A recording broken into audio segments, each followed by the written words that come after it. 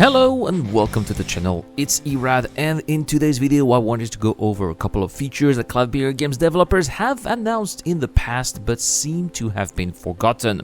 This has been unfortunately an ongoing trend since the start of the development of the game and is also a normal process in game development. Ideas are probed, tested, and sometimes shelved for later or perhaps discreetly cancelled. We've seen that with a VTOL mode, which I personally really liked, or more recently with the inventory kiosks, which had their own interface and that a lot of people seem to have disliked, resulting in CIG axing it and replacing it with the inventory interface that we've had for a couple of years at this point. But what about features that were announced many years ago and that are critical for the vision the studio and the players alike have for the game? These ones certainly shouldn't be cancelled, yet CIG seem to be particularly silent about those. Well, I propose that we discuss them in today's video. Also, before we begin, I wanted to salute our latest Patreon member, Elrose. Thank you so much for supporting the channel, I appreciate that a lot. So, the first gameplay feature that seems to have gone missing is the Actor Status 2.0. For those of you who are unaware of what the Actor Status is, it's basically the surviving gameplay that we have in the game. So, for example, it's anything that has to do with our health status, but also our thirst and hunger gauges. Right now, it's all we have, but Cloudberry Games developers have made it clear that they want to expand on it with hygiene, including smell, and the need to go to toilets. Yes, that's the reason why ships and habitation modules have bathrooms. We were told many times that Actor Status 2.0 will greatly influence how NPCs will respond to our characters, and how this could also affect the opportunities we will have, as well as possibly our reputation. Sadly, we haven't heard from it during last year's SeasonCon, and progress on this feature seems to be missing from monthly reports or official Star Citizen videos.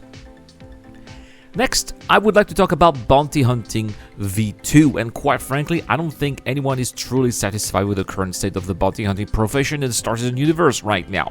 Even Star Citizen developers have often repeated that they are not themselves. Right now, bounty hunting in Star Citizen is not really bounty hunting, but more like assassination with the help of a magic marker that points you to the location of your target you're supposed to eliminate, whether it's an NPC or an actual player.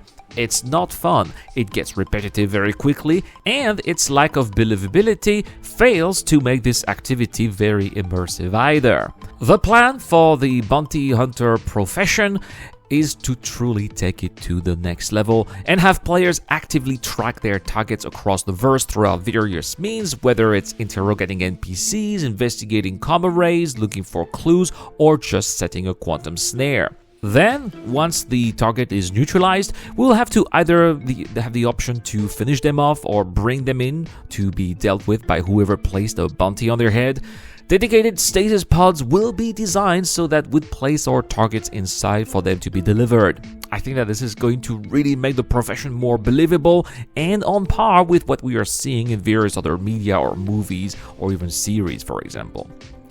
After that, let's mention a classic, passenger transport. I often mention passenger transport because it's literally my favorite activity in any kind of simulation game, and being able to transport passengers in an immersive way in Star Citizen is quite literally my ultimate fantasy for this game, especially after seeing an early sneak peek of how this profession would look like from Tony Z in a CitizenCon presentation we had during the pandemic. We could see some passengers entering the ship, sit down, and being transported to their destination within a certain amount of time as comfortably as possible to avoid any penalties, and then get rewarded for doing so, and I loved it. It was exactly how I envisioned taxi services in the game, and then CIG said nothing about the profession apart from the fact that it won't make it to Star Citizen version 1.0, meaning that when the game will officially launch, passenger transport won't be part of it, and I think it's a shame. I would at least like to be informed of what happened, what were the reasons why the work made on passenger transport did not bear any fruits, and what CIG plans to do for its implementation. Another feature that seems to be abandoned and that I often mention on the channel are the mission givers. I don't know if you remember, but for Star Citizen Alpha 3.8, we were supposed to get Eddie Parr, along with the interiors of Microtech. There were also 2 mission givers planned for Horizon, and these are also nowhere to be found, except by name, as these are the names you see when you take Crusader security contracts. What happened to these mission givers, and why has nothing been expanded on what we already have? Now, it seems that mission givers only remain as a novelty, gameplay items players interact with out of boredom because they want to have an NPC to interact with. I hope that we'll get to interact with Reco Battaglia once again once Levski returns with the introduction of the Nyx system, and especially I hope that Miles Eckhart will shine once he gets his headquarters on Castra.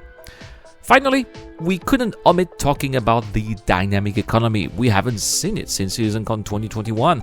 To be fair, CIG have mentioned it every now and then. Benoit Beauséjour did tell Terada a while back that it was finished and that they were waiting for Server Machine to work to implement it.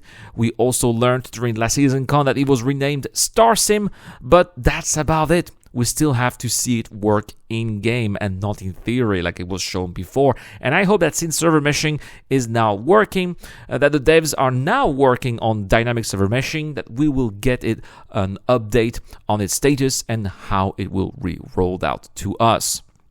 So there we have it, guys. 5 gameplay features that Cloud Imperium Games seem to have abandoned or at least forgotten to talk about. If you have any other features that you have in mind that CIG seems to have dropped, please also tell us in the comment section down below. Also, don't forget that we have a giveaway this month. I'm giving away a Mirror Guardian, so don't forget to subscribe and comment to any videos posted this month. 10 entries will be added to the Wheel of Names. Patreon and YouTube members get automatic entry, so why not help out the channel? It's also much appreciated and keeps the lights on. A big shout out to Dr. Fabin, Shadowrise, Zero Crusher, and Ducky to Ducky. I've been Irad, and I'll see you guys in the next one.